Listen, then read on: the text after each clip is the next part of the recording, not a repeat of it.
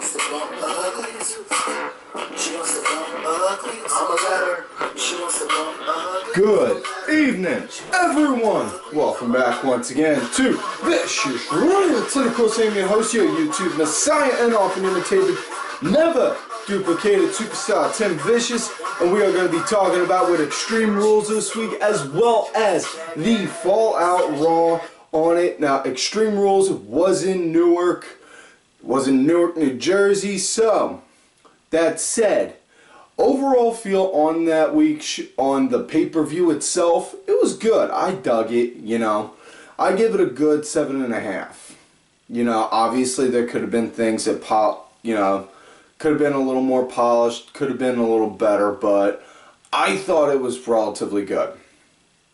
Now, that said, first match of the night, it was the kickoff show or the pre-show, Baron Corbin versus Dolph Ziggler in a no DQ match. Now, big thing that confused me more than anything on this is they emphasize that this is a no DQ match, but didn't really give anything that had a no DQ feel. I mean, kind of like a good example, another match Baron Corbin was in. Baron Corbin versus Bull Dempsey from a few years back at one of the NXT takeovers.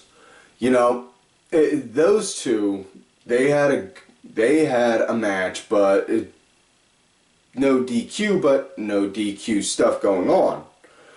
I mean, that aside, it was a pretty okay match. I mean, it was just like any of the other kickoff show matches those guys had. The only thing that they did different to emphasize that this was a no DQ was the ending, which was on Corbin. He wound up he caught a low blow on Ziggler, and then boom, hit him with the end of days and got the 1, 2, 3, which was extremely needed. Pardon the pun. You know, he needed the win because you're bringing in new talent. You got to legitimize them. You're going to legitimize them, they got to get wins, you know? Not saying that they need nothing but wins. They got to take some losses too, but point is, you want to let them build up a half-decent track record before you go and toss them in the mud. Now, with that said, on to the main show. Now, the first official match of the night. Usos versus Gallows and Anderson. Tornado tag match. Now, for those who may not know, tornado tag match, that just means that instead of going over to the corner to tag in a partner, you know, everyone's all in the ring at the same time. You know, personally, what I like is when you do a tornado tag, when you got elimination rules. That's when things get interesting. But that being said, with this was more of just a straight out brawl than anything, you know, which works perfectly for Gallows and Anderson because those guys, they're coming off good, coming off more like they're just ready to go and crack heads and get into a fight, as opposed to just coming in saying, hey, we're wrestlers, we're here to wrestle, you know. And this is what works good for them because they're basically working the same kind of act that they wore in Japan with Bullet Club. You know, probably the sickest spot was they wound up doing a boot of doom where Gallows held up. I think it was Uso 2, and then Anderson from the apron got a running start, and then boom, hit the boot of doom, and he went down, and it looked like he wound up hitting the barricade. You know, the commentators wound up emphasizing he hit the floor, but I don't know, the way the impact looked, it kind of looked like it was he bounced off the barricade somewhat to me. You know, after this show, I'm gonna wind up watching it again to make sure. But either way, it was pretty good. Probably what threw me off on this was during the match, Gallows went to go and grab the bell, the ring bell, which, you know, and then they wound up saying in the tornado tag there's no DQs, which threw me off because I've never heard of a tornado tag match where there was no DQs. I don't know.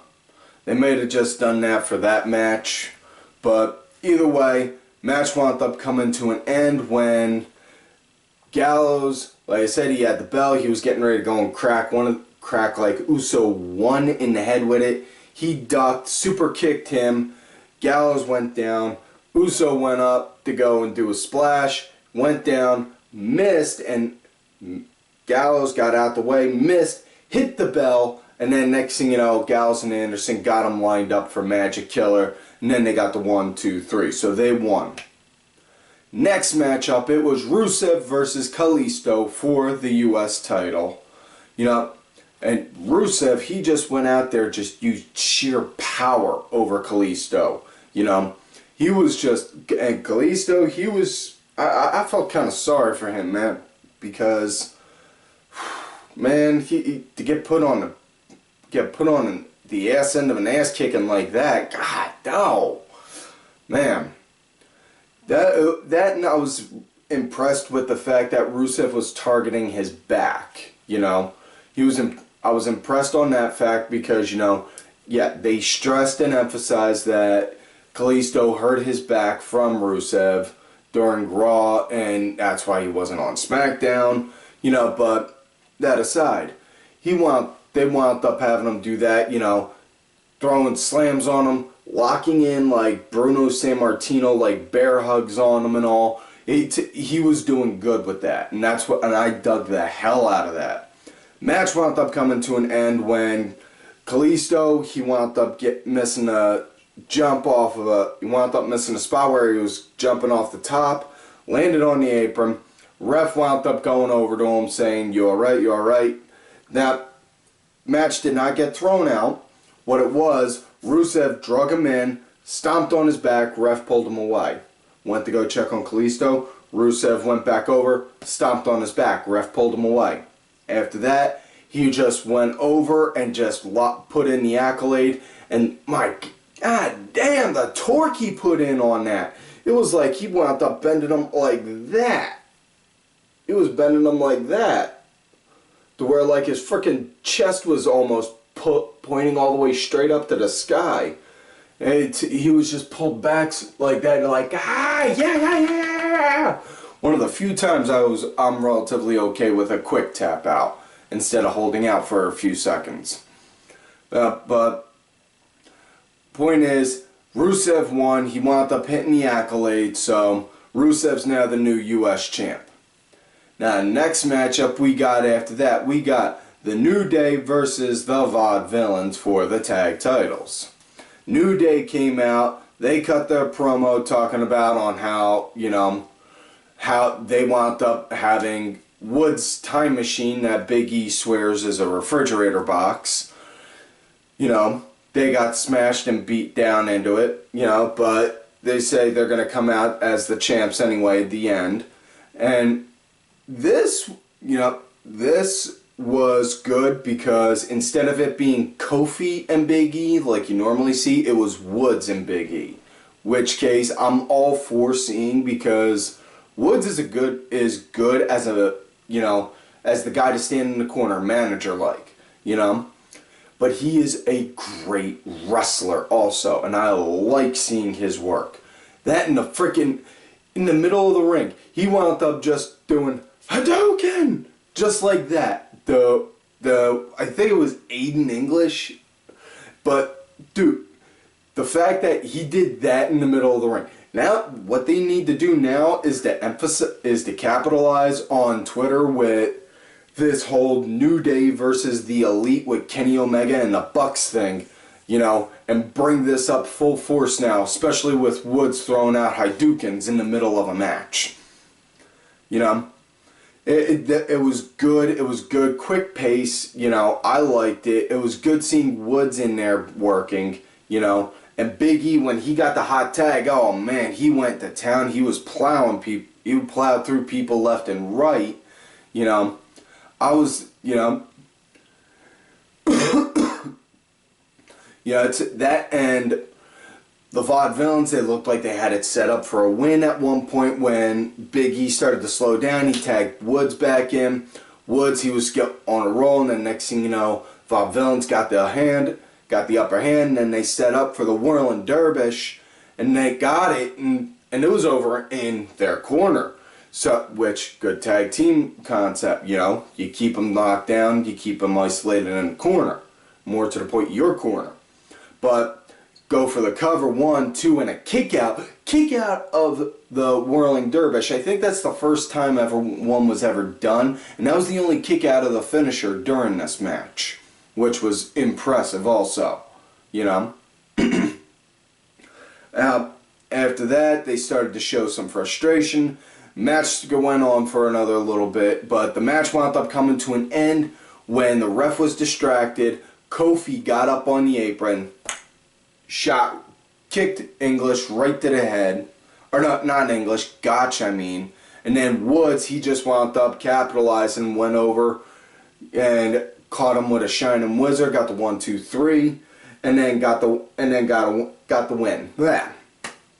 It's hard faster than I'm thinking. So yeah, New Day wound up winning, and so they're still champs. Now, next matchup we had after that, it was the Fatal 4-Way for the Intercontinental title. Kevin Owens versus Cesaro versus Sami Zayn versus The Miz. And oh my God, what a match this was. If this doesn't get at least into the top 3 candidates for WWE's Match of the Year, I'm going to be extremely disappointed. Again, no pun intended.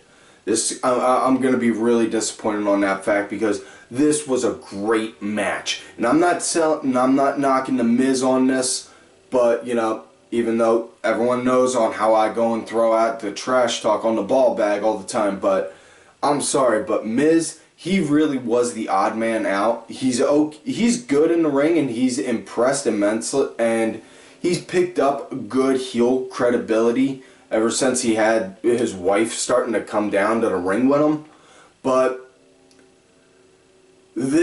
he was the odd man out because you had 2 Ring of Honor guys and a Combat Zone wrestling guy wrestling in the ring there with The Miz, basically. Because, no lie, the second the bell rang, like, literally just boom, Sami Zayn with a hell of a kick right to Owens. Knocked him out. He was out of the match for like the first 5 minutes of it. This was just clean, crisp, beautiful, you know, near finishes, almost, you know, near finishes, you know, it just, everything that was good about a Fatal 4-Way match. That probably the smoothest move of the night in that match was Cesaro threw Zayn up against the ropes to go do a back body drop. He went to go catch him, and Zayn held on and spun him around and BAM! Caught him with a Code Red. You know? Or not a Code Red, a Canadian Destroyer. He hit him with the Canadian Destroyer doing that, just right off bat, just whoa. Wow, that was beautiful. Now, Owens, he wound up impressing also, like he always does. He is just a frickin'... For a guy his size and build, you wouldn't think he could move as agile as he does, but man does he not. He is such good talent. You know? This was just, like I said, this was just everything that was good and right with it. And when Owens, he woke up, he started clearing house and just targeted Zayn right off bat, which again leads right back to the Kevin Owens Sami Zayn feud. Which case, honestly, if these two just have an entire feud that stretch out their entire WWE career, I will have no problem with that whatsoever. You know? Yeah, Cesaro, yeah, that and Cesaro, he hit a Tower of Doom on him where Zayn was up on the top, and Miz and Owens were trying to both do a double superplex onto him, and then Cesaro just creeped up out of nowhere, boom, and threw him down. You know? No lie. But yeah, this was great. Like I said, if this isn't in WWE's, if this isn't a candidate for WWE's match of the year, I'm extremely disappointed on that one. The match wound up coming to an end when Zayn, he wound up hitting a hell of a kick to Cesaro. Owens, he saw that, the second he saw that, he pulled Zayn right out and just started going and handling him. Miz came in, capitalized, creeped over, got a cover, got the 1, 2, 3. Miz still won. That works out for him on that. That's all well and good. Because now, because on the Fallout Raw, what we got to see was Money in the Bank qualifying matches. We saw Sami Zayn, Kevin Owens, Sami Zayn and Kevin Owens both qualify, as well as Cesaro. So now Miz, he's going to need a new contender for his title, So honestly, I'm trying to figure out on who it could be. But yeah, next matchup we got Chris Jericho versus Dean Ambrose in an Asylum match, in which case, basically, it's a cage match with a whole bunch of weapons dangling up top, but you only get a win via pinfall or submission. You don't win by climbing out. This had a nice, good, gritty feel to it, and like the fact that JBL wound up throwing out Perry Saturn references the second Ambrose got the mop and was just starting to use it. And just, it's like, Perry Saturn's got to be watching this with joy, with Moppy. If you don't know who Moppy is, kids,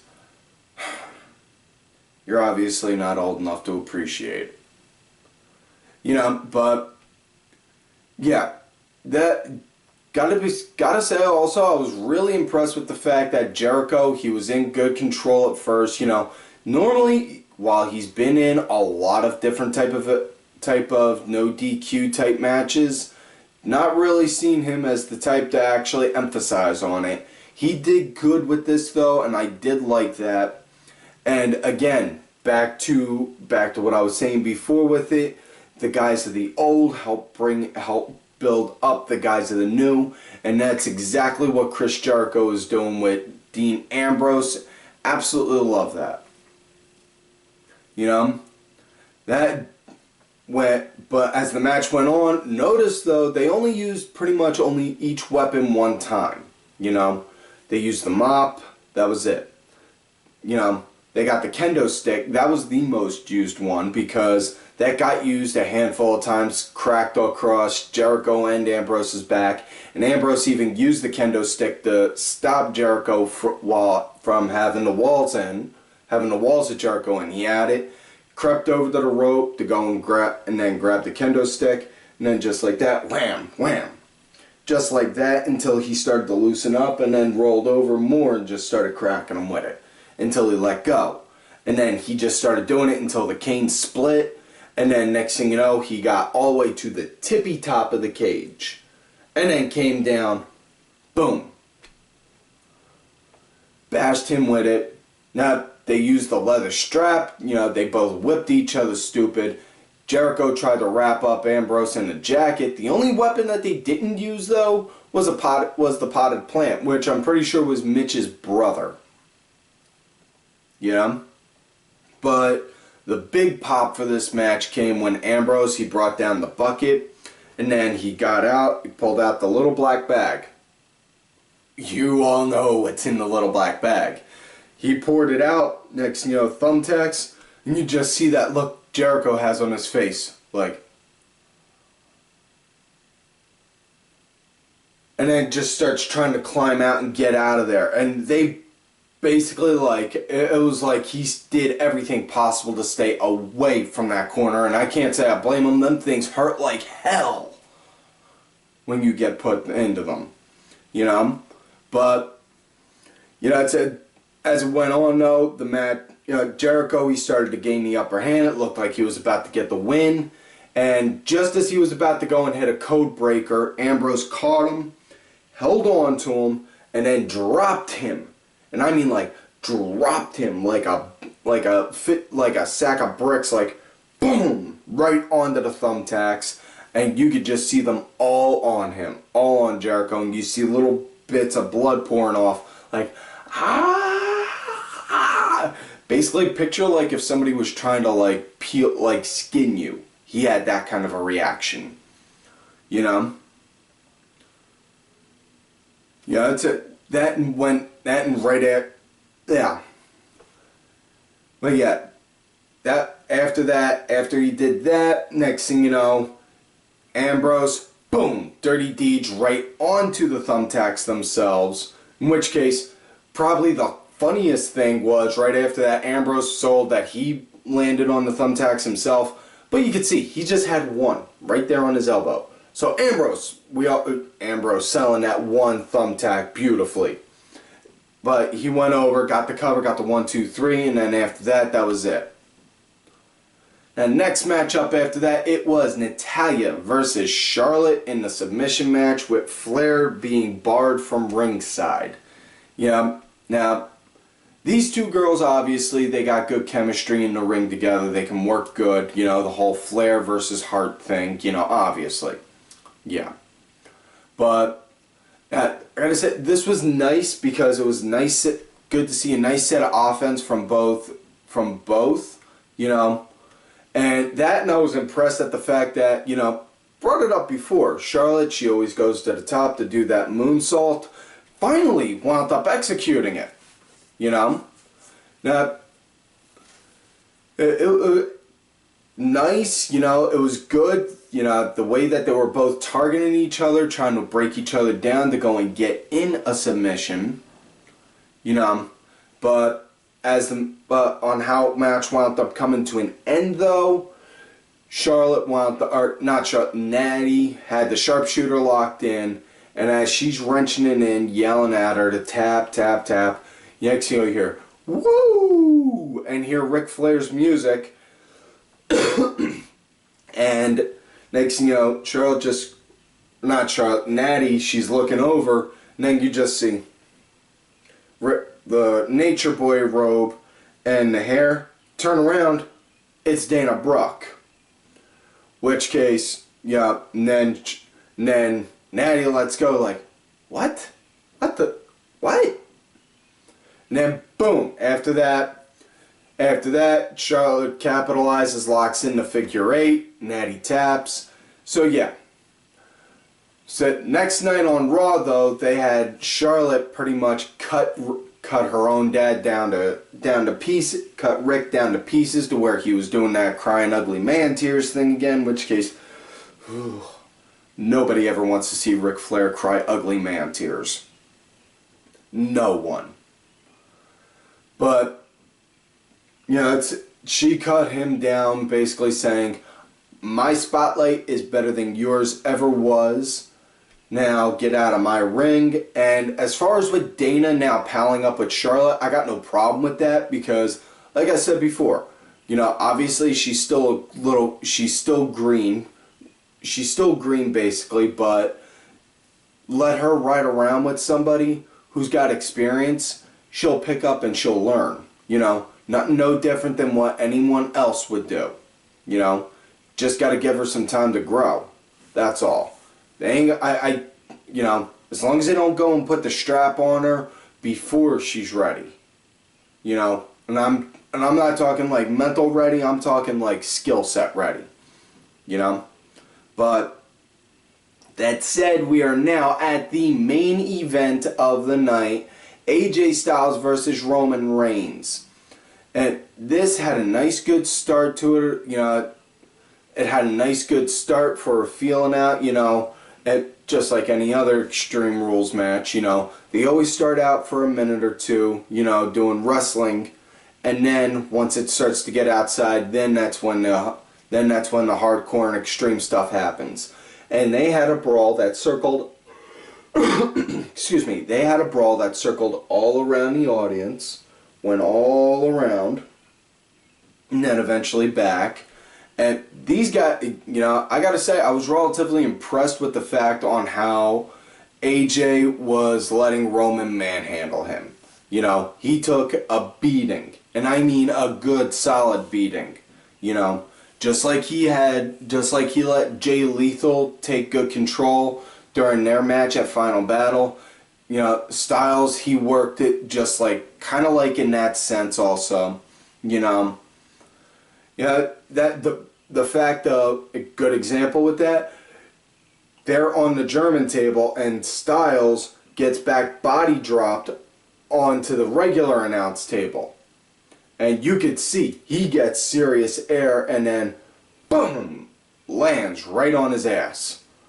Like literally on his ass. He sat and then boom, fell down. Like from that type of a fall. And then right in the ring, Roman picks him up for a crucifix powerbomb, like the Razor's Edge, and then drops him for a sit down. For a sit down Razor's Edge, basically. And just the impact on that one, you know, thought Styles' head was going to roll off. You know, it just, whew.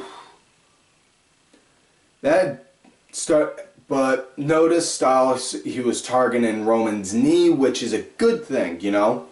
You know, he started working on his knee, whereas Roman, you know, that Roman, he caught that Superman punch right in the mid phenomenal forearm, and then next thing you know, of course, Anderson and Gallows came out. They wound up hitting the boot of doom on AJ, and then they threw, or not on AJ, I mean, they hit the boot of doom on Roman, threw AJ on top of Roman, and then 1-2 kick out. And then the Usos came down, and then they started brawling. And then the Usos threw out super kicks and then a superfly splash onto Styles, which case it still kind of confuses me on how they're solidifying that they're faces if they're doing those type of tactics, which are heel tactics, you know, because Styles didn't go and attack them when he first got up. When he woke up, when he got up and he turned around, next thing you know, boom, that's when he got a super kick and a splash, you know. He didn't even have time to go and try and throw a swing at them, you know. But Usos wound up doing it, splash and then a kick out. Yeah, and then Styles, he just started cracking chair over Roman like mad. You know, as much as he tried, Roman, he kept, you know, he got up, you know, but the match wound up coming to an end when Roman, he went to go do the phenomenal, or not Roman, when Styles went to go do the phenomenal forearm again after wailing all those chair shots on him, and then Roman got up and whew, hit him with the spear and got the 1-2-3. And that's the kind of finish I would be okay with, you know, not, you know. And right after that though, next thing you know, who would return but the CrossFit Jeebus himself, Seth freaking Rollins. He came back, took out Roman, hit him with a pedigree, and then held the title up to close that out.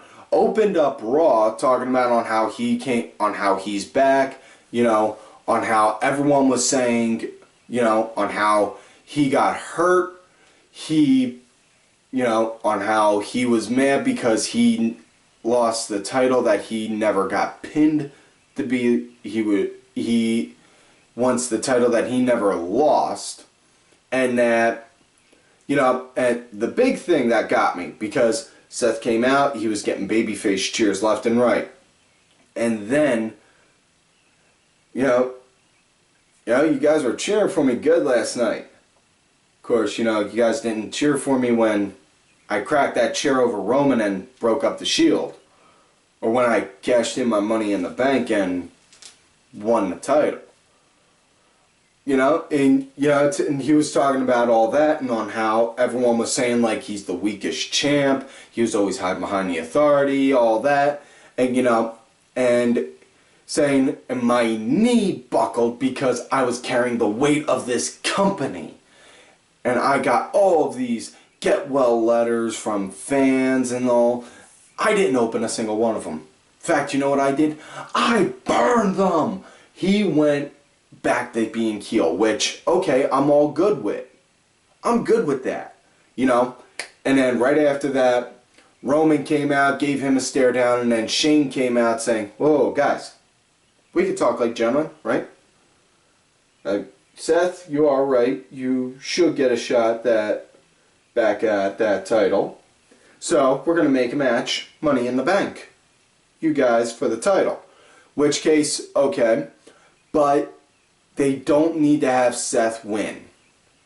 Do not want Seth to win because at least, you know, you want to have him in the chase, by all means, have him in the chase, but do not have him win at least until some point after SummerSlam. Because to help solidify that he is coming back, what is best for him is to have him be the hunter as opposed to being the hunted. Because if you have him win that night, then, yeah, it's like that kid from high school. We all hated in high school. That he peaked too soon right there. Now what? And he's going to go back right to square one. You know, have him go and just steadily, you know, steadily getting there, getting there, getting there, getting there. I was this close, this close, this close. And then finally have him win. You know? So yeah. So yeah, that's it for this week's show, folks. So, do not forget to like the video, subscribe to the channel, go back, watch all the other episodes. Not all of them, there's a lot of them, but go back, watch some of the other episodes, like for me on Twitter at TimVicious. Also look for my backup account, Tim_Vicious. I'm also out there on that Facebook gimmick, Tim Ash. Also, do not forget to follow these cool-ass cats right here on Twitter.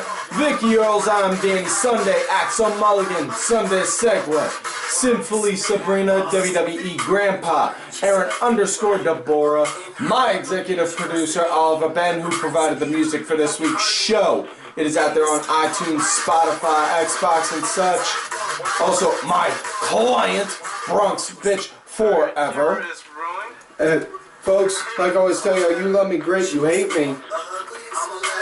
Duchess.